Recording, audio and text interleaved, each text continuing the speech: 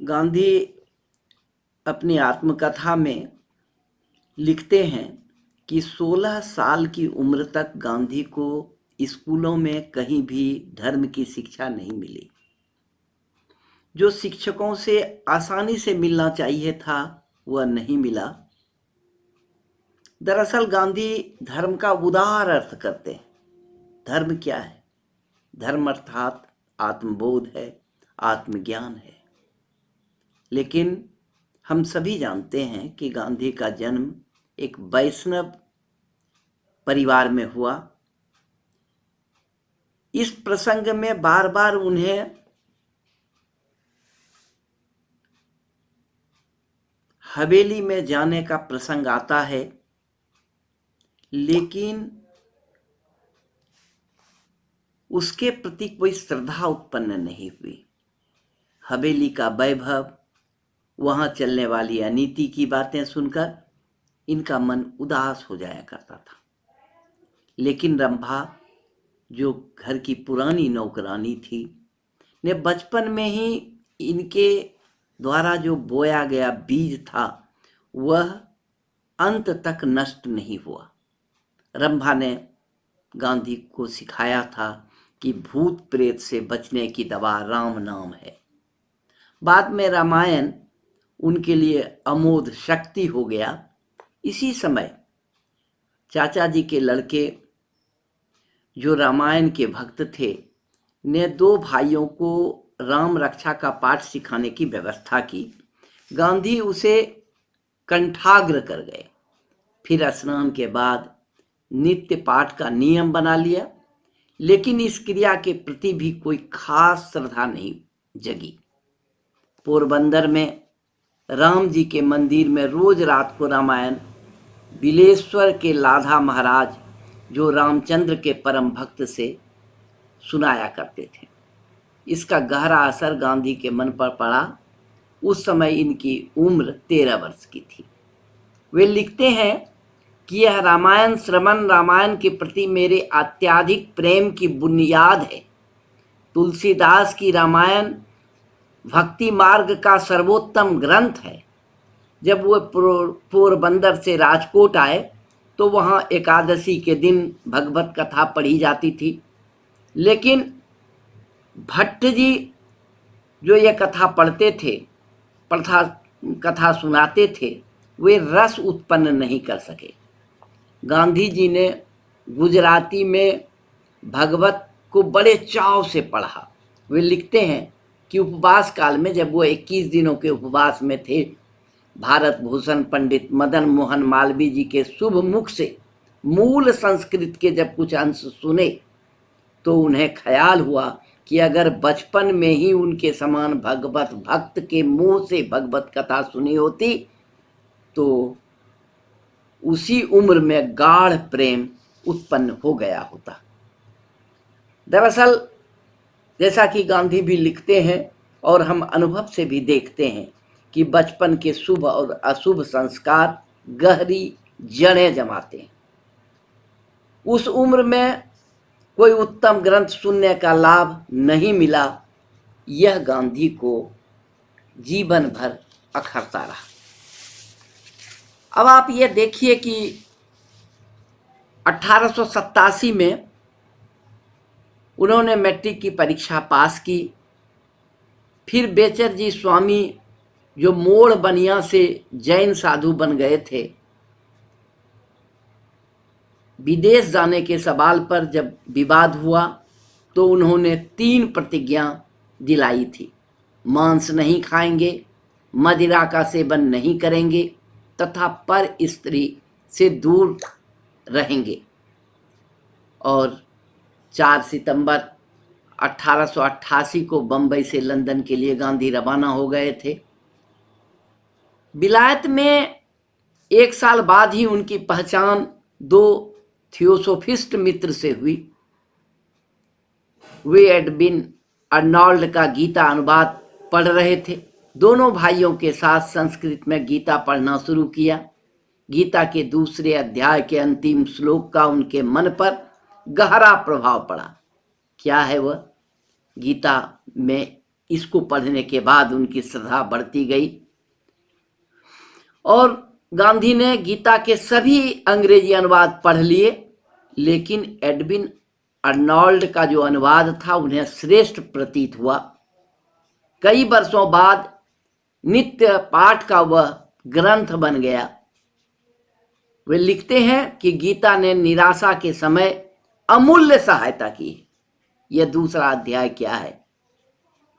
विषय का चिंतन होने से आसक्ति पैदा होती है, आसक्ति से कामना जगती है, कामना से क्रोध होता है, क्रोध से मूढ़ता आती है और मूढ़ता से स्मृति का लोप होता है और स्मृति का लोप बुद्धि को नष्ट करता है और जब बुद्धि नष्ट हो जाता है तो हम खुद को नष्ट कर लेते हैं। गांधी ने उसी समय बुद्ध चरित्र, जो एडविन अर्नोल्ड की ही लिखी हुई थी, को रसपूर्वक पढ़ा था। गांधी धर्मशास्त्रों का गहन अध्ययन करते चले गए थे। मैडम ब्लैटेस्की और मिसेस एनी बेसेंट के भी इन्होंने दर्शन किए। सोसाइटी के सभाओं में दाखिल होते थे और यह भी सुना था उन्होंने कि सोसाइटी में दाखिल होने का जो सवाल था उसमें इन्हें शामिल होने का सुझाव भी दिया गया, पर गांधी ने नम्रतापूर्वक इनकार करते हुए कहा, मेरा धर्म ज्ञान नहीं के बराबर है, इसलिए मैं किसी भी पंथ में सम्मिलित होना नहीं चाहता। की टू थियोसॉफी को पढ़ने के बाद हिंदू धर्म की पुस्तकें पढ़ने की इच्छा जगी और उनके मन से यह निकल गया कि हिंदू धर्म अंधविश्वासों से भरा हुआ है। यह गांधी की धर्म यात्रा है और यह जो आदर का भाव है सभी धर्मों के प्रति, सभी संप्रदायों के प्रति, यह उन्होंने अपने परिवार से सीखा था।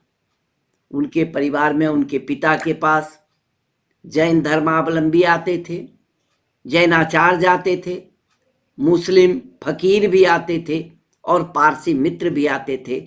सभी के साथ उनके पिता की धर्म चर्चा होती थी और गांधी एक परिचारिका के रूप में पिता के पास मौजूद होते थे। इसलिए इन सभी धर्म चर्चाओं में हिस्सेदारी का उनको सौभाग्य मिला था। गांधी इस सब को सम्मानपूर्वक, रसपूर्वक उसी तरह सुनते थे जिस तरह उनके पिताजी सुनते थे। लेकिन उस समय भी वह लिखते हैं कि ईसाई धर्म अपवाद था। ईसाई धर्म के प्रति गांधी को उस समय से अरुचि थी।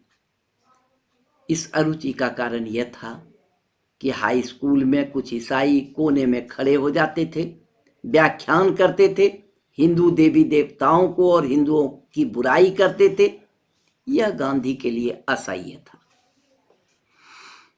उसी समय उन्होंने यह भी सुना कि एक प्रसिद्ध हिंदू ईसाई बन गया है और ईसाई बनने के कारण उसको गोमांस खाना पड़ा है, शराब पीनी पड़ी है और अपनी पोशाक बदलनी पड़ी है। वह अब अपने पूर्वजों के धर्म की निंदा भी करता है, उसकी बुराई भी करता है। इसलिए गांधी के मन में ईसाई धर्म के प्रति अरुचि प्रारंभ से रही है। लेकिन यह नहीं कहा जा सकता है कि ईश्वर के प्रति गहरी आस्था उस समय तक गांधी में पैदा हो गई थी। मनुस्मृति, पिताजी की ही लाइब्रेरी से मनुस्मृति के कुछ भाष्य थे, उसको पढ़ा गांधी ने। मनुस्मृति पर भी इनकी श्रद्धा नहीं जमी। कहते हैं गांधी कि उल्टे नास्तिकता ही पैदा हुई और मनुस्मृति में अहिंसा का इनको पाठ नहीं मिला।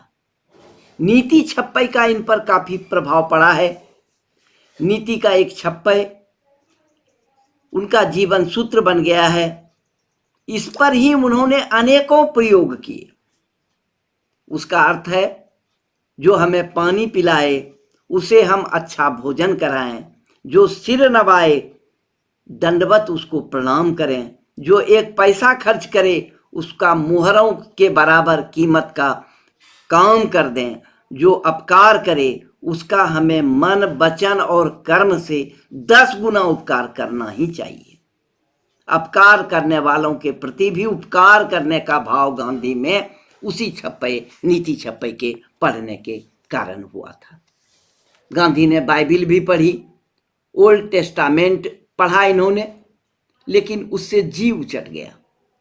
न्यू टेस्टामेंट का गांधी पर असर हुआ है, गिरी प्रवचन का प्रभाव पड़ा है और सीखा है उससे कि त्याग ही धर्म है, त्याग में ही धर्म है। दरअसल त्याग ही धर्म है।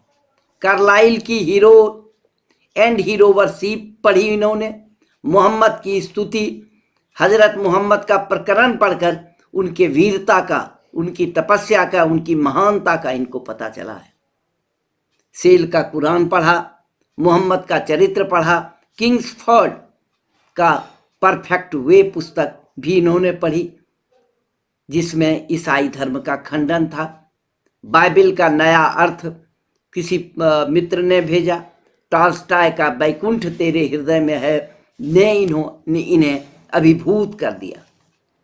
जरथुस्त्र के वचन भी इन्होंने उसी समय पढ़े थे। यह सब होते हुए उनकी जो धारणा बनती है कि स्तुति, उपासना, प्रार्थना वहम नहीं है, यही सच है। ऐसी उपासना और प्रार्थना बांगनी विलास नहीं, बल्कि इसका मूल हृदय है। हृदय से प्रार्थना होती है। एक बार 1890 में जब पेरिस में प्रदर्शनी लगी हुई थी, एफिल टावर देखने की इच्छा इनकी हुई, उसका आकर्षण इनके मन में था। प्राचीन गिरजाघरों में भी ये गए और वहां इन्हें शांति मिली। कुमारी मरियम की मूर्ति के सम्मुख बैठकर लोग प्रार्थना किया करते थे।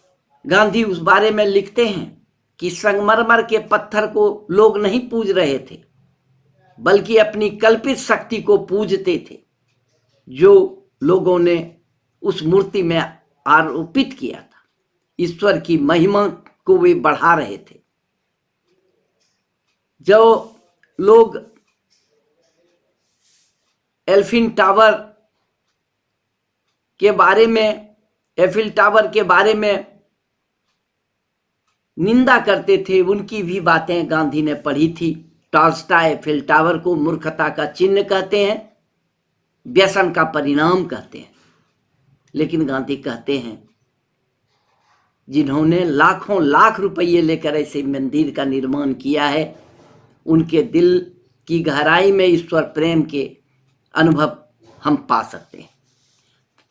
यह सारे संदर्भ एक अलग तरह से बढ़ रहे हैं। दूसरी तरफ गांधी को दक्षिण अफ्रीका अपने वायरिस्ट्री और अपने जीवन यापन के लिए जाना पड़ता है। वहाँ पर अब्दुल्ला सेठ से इनकी मुलाकात होती है, बल्कि अब्दुल्ला सेठ के निमंत्रण पर ही गांधी दक्षिण अफ्रीका गए हैं। अब्दुल्ला सेठ को अपने इस्लाम पर अभिमान था। उनके सहवास से गांधी को इस्लाम का व्यावहारिक ज्ञान हुआ। उनसे धर्म की चर्चा हुआ करती थी। इसी संदर्भ में, मुकदमे के ही संदर्भ में गांधी मिस्टर वेकर से मिलते हैं। वो वकील हैं, कट्टर पादरी भी हैं और वे ईसाई धर्म की उत्तमता की चर्चा करते रहते थे गांधी से। कहते हैं वेकर कि ईसा को ईश्वर का एकमात्र पुत्र और तारनहार माने बिना परम शांति नहीं मिल सकती। गांधी का हृदय कहता है कि अपने धर्म को जब तक पूरी तरह वे नहीं समझ लेंगे, तब तक दूसरे धर्म को अपनाने का विचार उनको नहीं करना चाहिए। मिस्टर कोटस से भी भेंट होती है, वे क्वेकर हैं। उन्होंने काफी पुस्तकें गांधी पर लाद दी पढ़ने के लिए। डॉक्टर पार्कर की टीका नीतिवर्धक लगी गांधी को। पियर्सन की मेनी इनफॉलिबल प्रूफ्स पुस्तक के अर्थ और प्रमाण उन्हें अचूक लगे।